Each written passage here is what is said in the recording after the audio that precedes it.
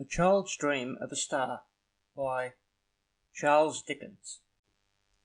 A Child's Dream of a Star. There was once a child, and he strolled about a good deal, and thought of a number of things.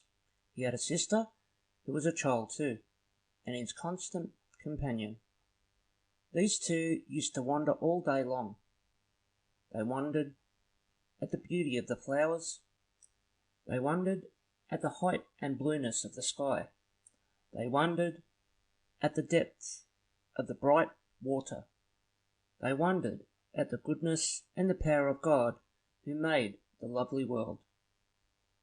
They used to say to one another sometimes, "Supposing all the children upon the earth were to die, would the flowers and the water and the sky be sorry?"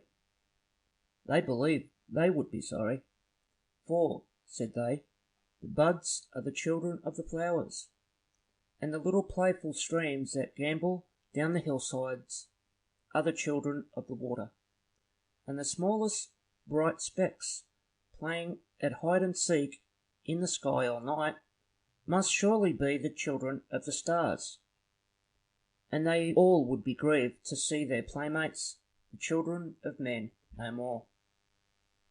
There was one clear shining star that used to come out in the sky before the rest, near the church spire above graves. It was larger and more beautiful, they thought, than all the others, and every night they watched for it, standing hand in hand at the window. Whoever saw it first cried out, "I see the star," and often cried out both together, knowing so well when it would rise and where. So they grew to be such friends with it that before lying down in their beds they always looked out once again to bid it good night, and when they were turning round to sleep they used to say, "God bless the star." But while she was still very young, oh, very, very young, the sister drooped, and came to be so weak that she could no longer stand in the window at night. And then the child looked sadly out by himself, and when he saw the star, turned round and said to the patient pale face on the bed, "I see the star." And then a smile would come upon the face, and a little weak voice used to say, "God bless my brother and the star."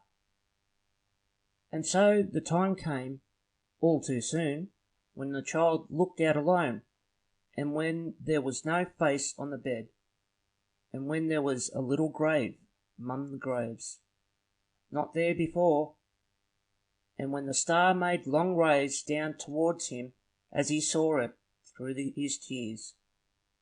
Now these rays were so bright, and they seemed to make such a shining way from the earth to heaven, that when the child went to his solitary bed, he dreamed about the star, and dreamed that lying where he was, he saw a train of people taken up that sparkling road by angels, and the star, opening, showed him a great world of light, where many more such angels waited to receive them.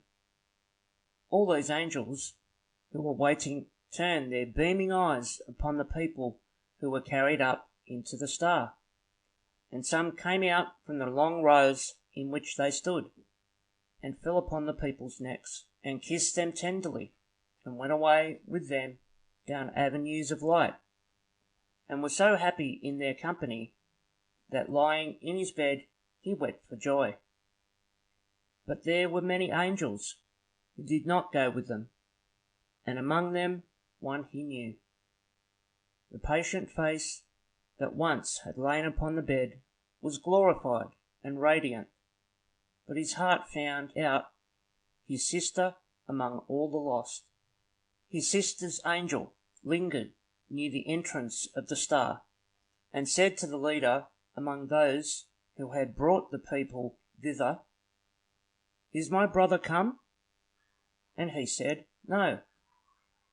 She was turning hopefully away, when the child stretched out his arms and cried, "Oh, sister, I am here, take me."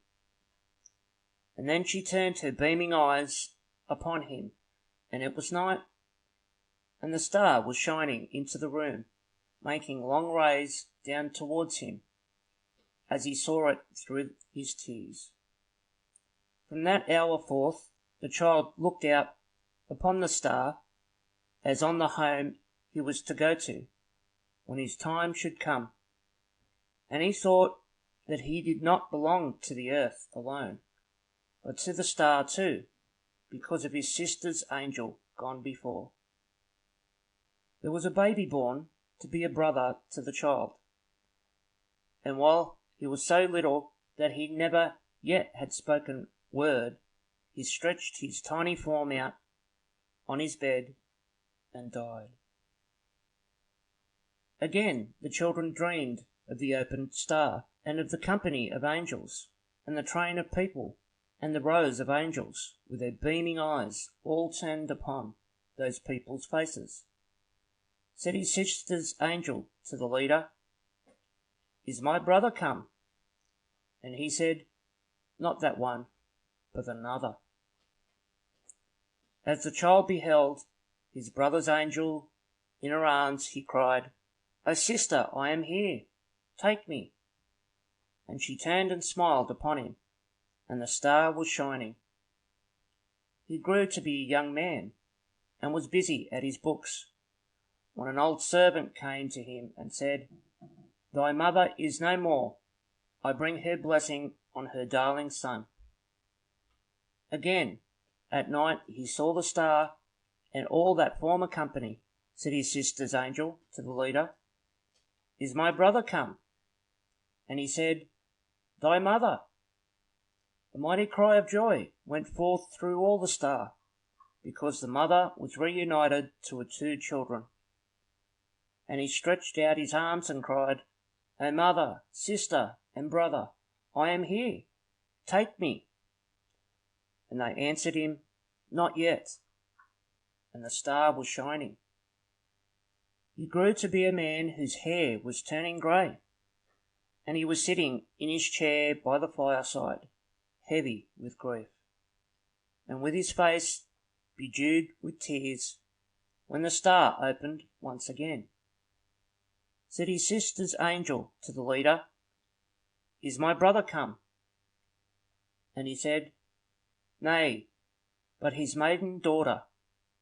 And the man who had been the child saw his daughter, newly lost to him, a celestial creature among those three, and he said, "My daughter's head is on my sister's bosom, and her arm is round my mother's neck, and at her feet there is the baby of old time, and I can bear the parting from her. God be praised." And the star was shining. Thus the child came to be an old man, and his once smooth face was wrinkled, and his steps were slow and feeble, and his back was bent. And one night, as he lay upon his bed, his children standing round, he cried, as he had cried so long ago, "I see the star." They whispered one another, "He is dying." And he said, "I am. My age is falling from me like a garment, and I move towards the star as a child. And oh, my Father, now I thank thee that it has so often opened to receive those dear ones who await me." And the star was shining, and it shines upon his grave.